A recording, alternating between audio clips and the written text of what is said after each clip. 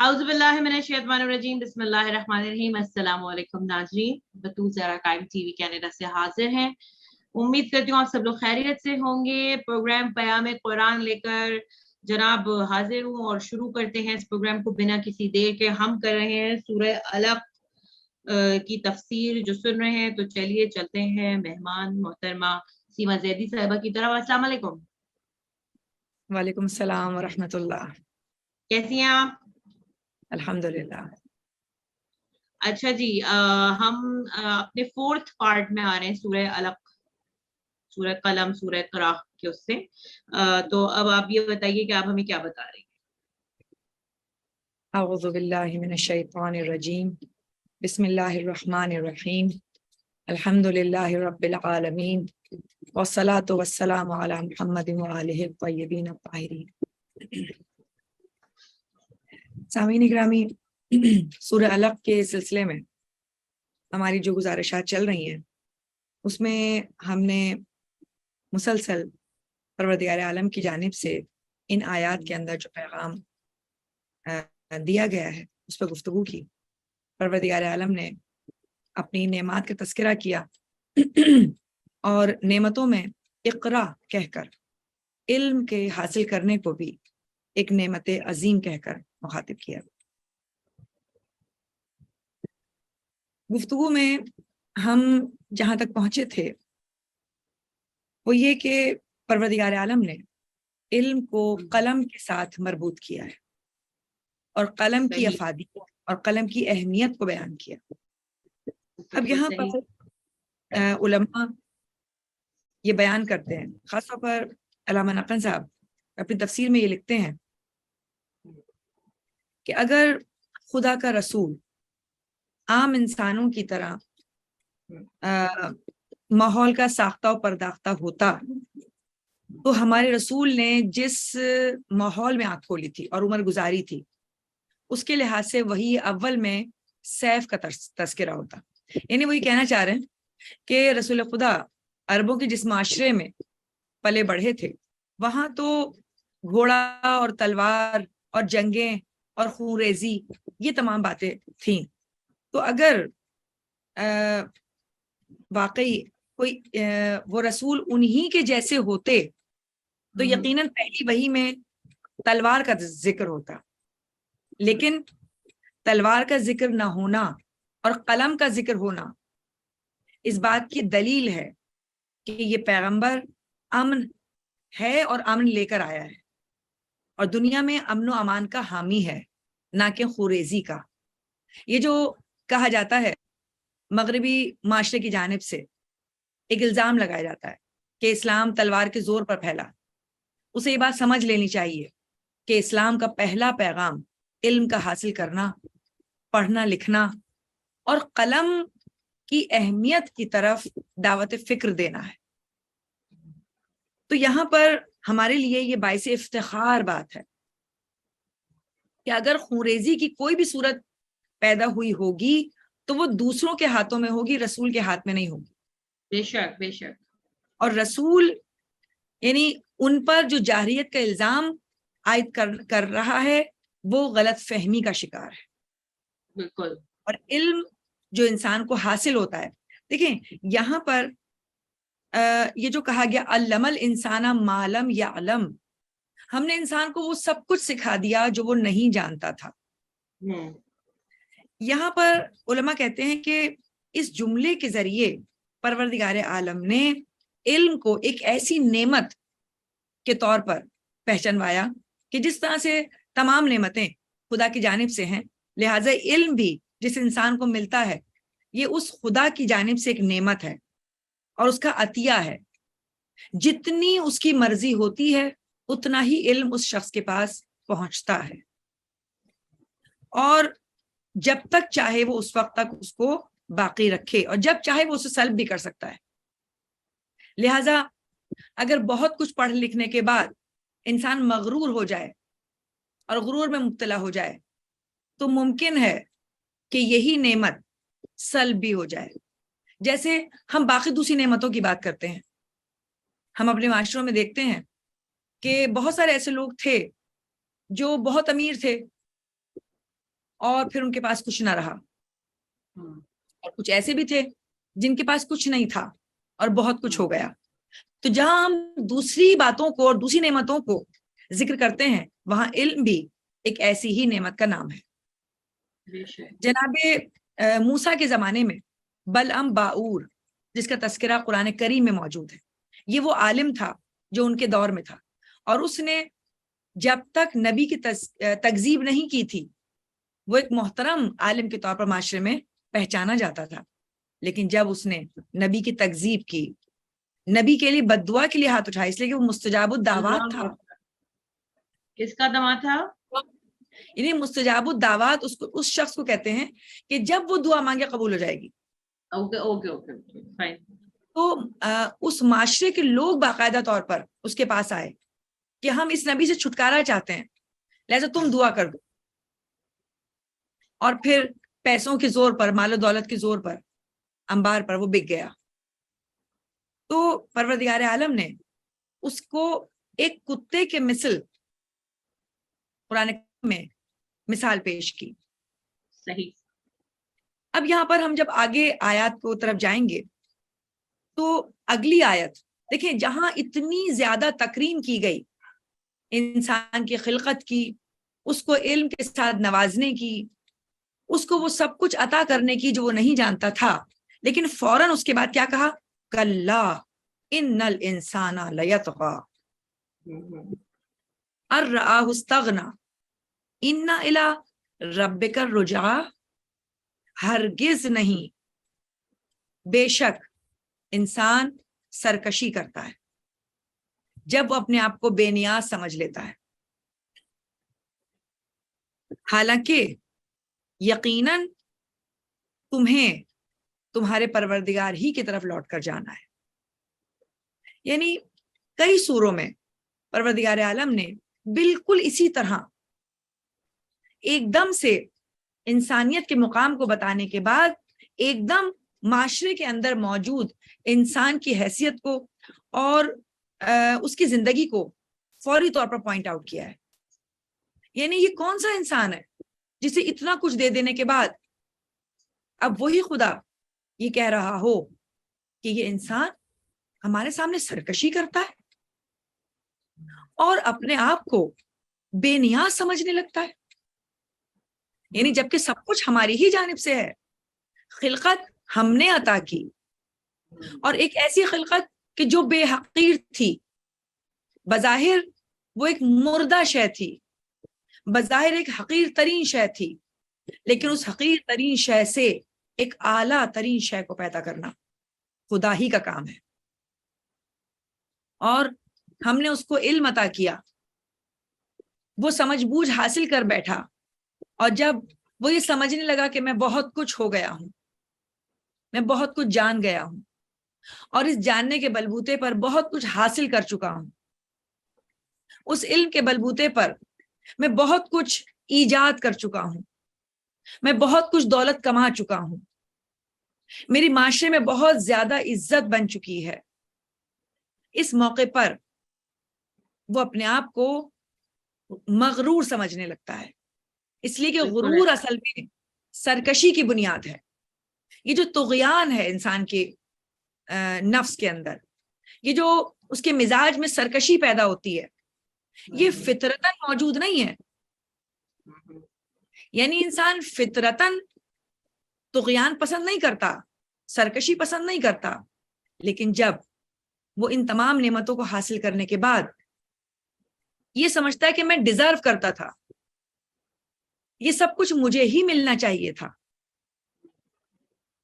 اور پھر اس کے بعد جب یہ نظریات پیدا ہونے لگتے ہیں انسان کے فکر میں، تو پھر وہ تمام نعمتوں کو، وہ تمام محاصل کو جو اس نے زندگی میں حاصل کیا ہوتا ہے، وہ یہ سمجھتا ہے کہ دراصل یہ سب میری محنت کا نتیجہ ہے،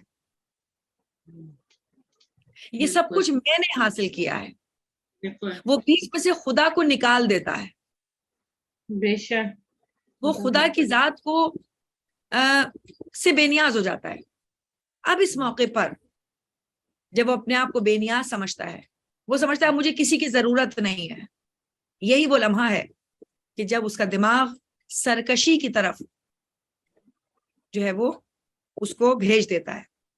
اور اب اس موقع پر وہ پروردگار عالم کہ جو ناز کر رہا ہو ایک جانب اسی انسان کی خلقت پر، پھر کس طرح یہ جملہ آپ تصور کریں کہ پروردگار عالم کے نزدیک یہ جملہ ادا کرنا کس قدر مشکل ہوگا، کتنا باعث افسوس ہے یہ مقام انسانیت کے لیے کہ وہ پروردگار عالم اسی انسان کی برائی قرآن کریم میں کر رہا ہے کہ دیکھو ہرگز ایسا نہیں ہے. انسان سرکشی کرتا ہے، اپنے آپ کو بے نیاز سمجھتا ہے، خود کو کسی کے نیچے نہیں محسوس کرتا، یعنی بندگی بھول جاتا ہے. یعنی وہ اس بات کو بھول جاتا ہے کہ جس چیز پر اسے ناز ہے وہ دراصل چاہے علم ہو یا دولت ہو یا اس کی کوئی خوبصورتی ہو یا اس کے کوئی بھی ایسی چیز کہ جس پر وہ دوسروں سے اپنے آپ کو برتر سمجھے، ممتاز سمجھے، وہ اس کو اپنی ملکیت سمجھ لیتا ہے. دراصل وہ اس کی ملکیت نہیں ہے، اس کو عطا کی گئی تھی کسی پروردگار عالم کی جانب سے جو اس کا پالنے والا تھا. لیکن جب وہ ان تمام اسباب کو، ان تمام وسیلوں کو ختم کر لیتا ہے اپنی ذات سے، اپنی زندگی سے، تو پھر یہ سمجھ کر کہ ہر نعمت جو ہے وہ اسی کی حاصل کردہ ہے، جبکہ ایسا نہیں ہے. ہر نعمت اسی کی طرف سے آئی ہے، یعنی خیر کا منبع چونکہ پروردگار عالم ہے، لہذا خیر تو اسی کی جانب سے ہی آئے گا. ہاں اگر انسان اپنے اندر شر پیدا کرے تو یہ شر خدا کی جانب سے نہیں آتا، یہ شر انسان کے نفس کی طرف سے آتا ہے جب وہ اپنے آپ کو نفس کا غلام بنا لیتا ہے. یہ نفس اسے یوں سمجھ لیجئے کہ خدا سے دور کر دیتا ہے. اچھا، اب یہاں پر اگر ہم نفس کی بات کریں تو نفس بھی ایک طریقے کا نہیں ہے، ایک طریقے کا نفس نہیں ہے. نفس امارہ جس کی اس وقت ہم بات کر رہے ہیں، کہ یہ جو نفس امارہ ہے یہ ابھی اس سٹیج کے اوپر ہے کہ اس نے ابھی اپنی تربیت کے اندر وہ مقام حاصل نہیں کیا کہ جس میں انسان کو خدا کے ساتھ جوڑ دے. لہذا یہ نفس امارہ اسے ہمیشہ سرکشی کی طرف ابھارتا ہے، طغیان کی طرف ابھارتا ہے، بے نیازی کی طرف، غرور کی طرف. لیکن جب انسان اپنے آپ کو سنبھال لیتا ہے تو پھر یہی نفس لوامہ بنتا ہے.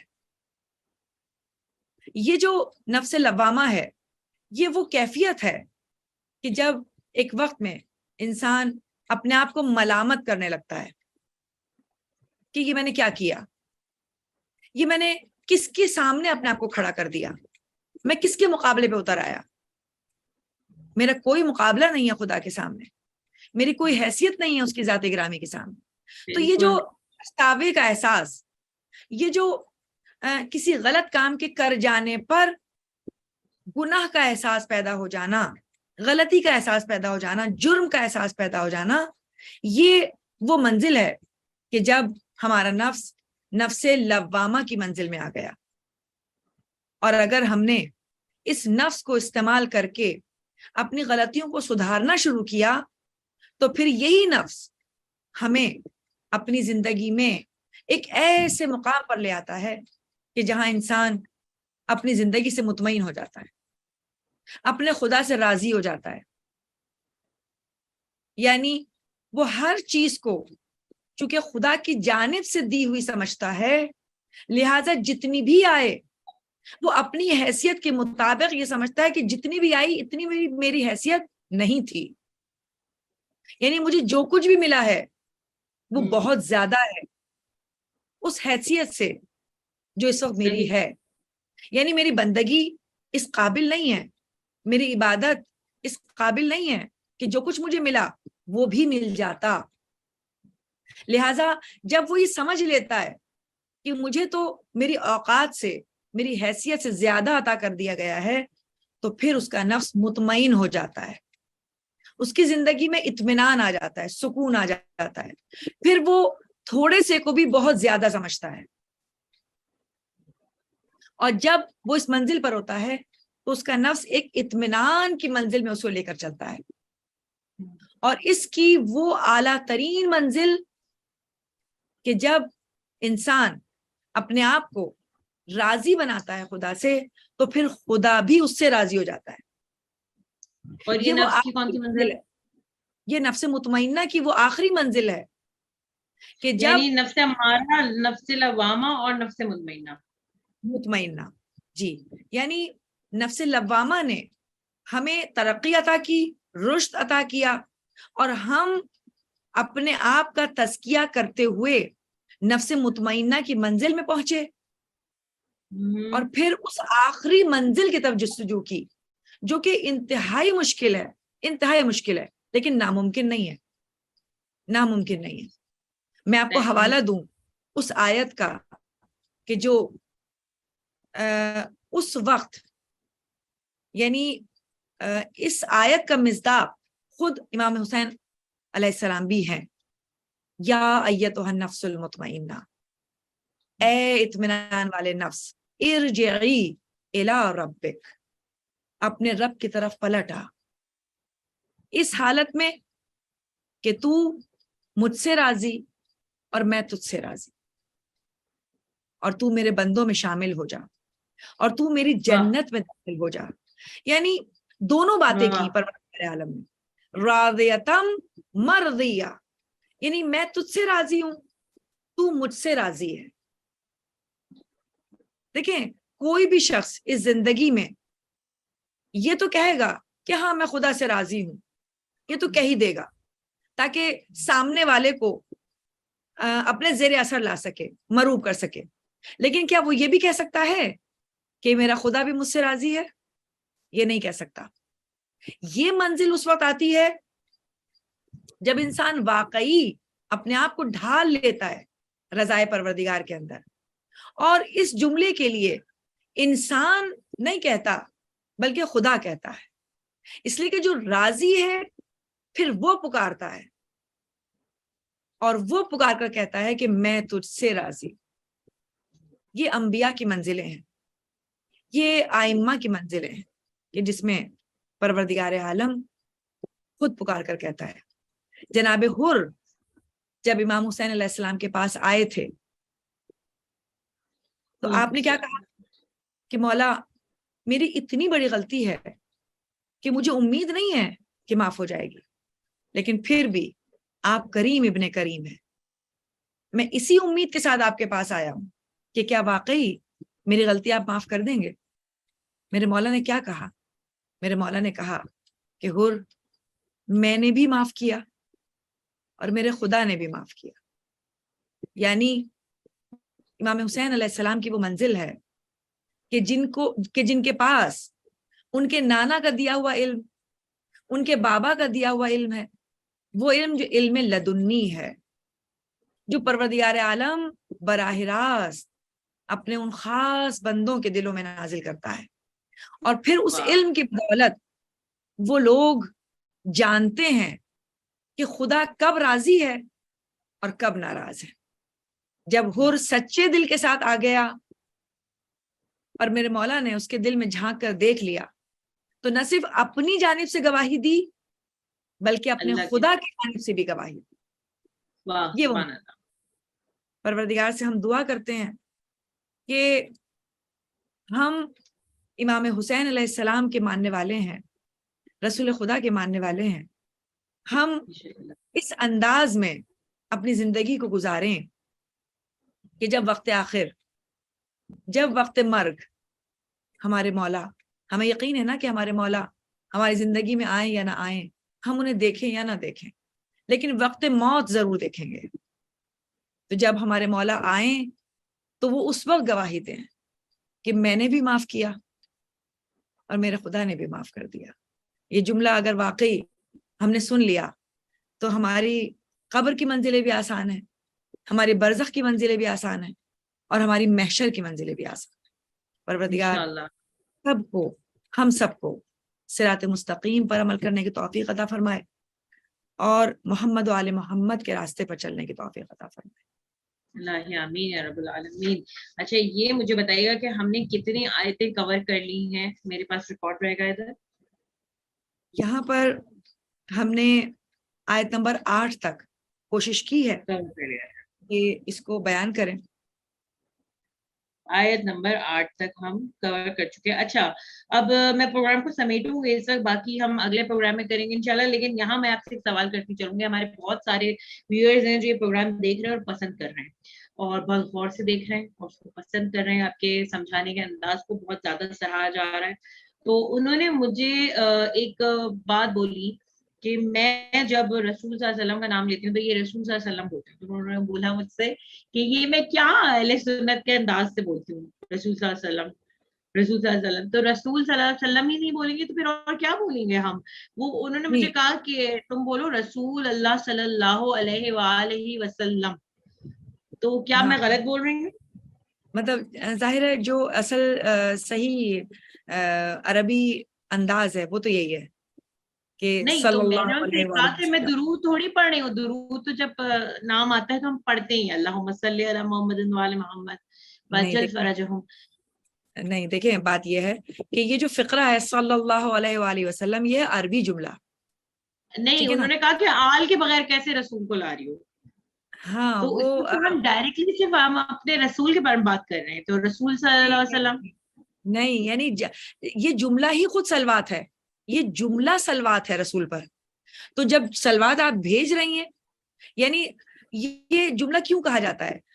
رسول اللہ کا بیان ہے، خود ان کی حدیث ہے کہ جب بھی میرا نام لو، یعنی یعنی جو مجھ سے محبت کرتا ہے جب بھی وہ میرا نام لے گا مجھ پر درود بھیجے گا. تو یہ جو صلی اللہ علیہ وآلہ وسلم ہے یہ اصل میں درود ہے، سلوات ہے.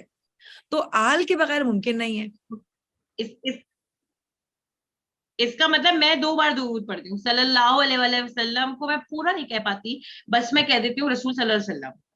تو یہاں شاید میں مسٹیک کر رہی ہوں. تو رسول صلی اللہ علیہ وآلہ وسلم ٹھیک ہے. لیکن ناظرین میں نے اس بات کو یہاں یوں شیئر کر، میں اس کو آف اسکرین بھی کر سکتی تھی لیکن میں نے اس کو یہاں یوں شیئر کرنا مناسب سمجھا کہ میں آپ کو یہ بھی بتا دوں کہ پروگرام ماشاءاللہ دیکھا جاتا ہے اور بہت غور سے دیکھا جاتا ہے اور لوگ اس کو پسند کرتے ہیں.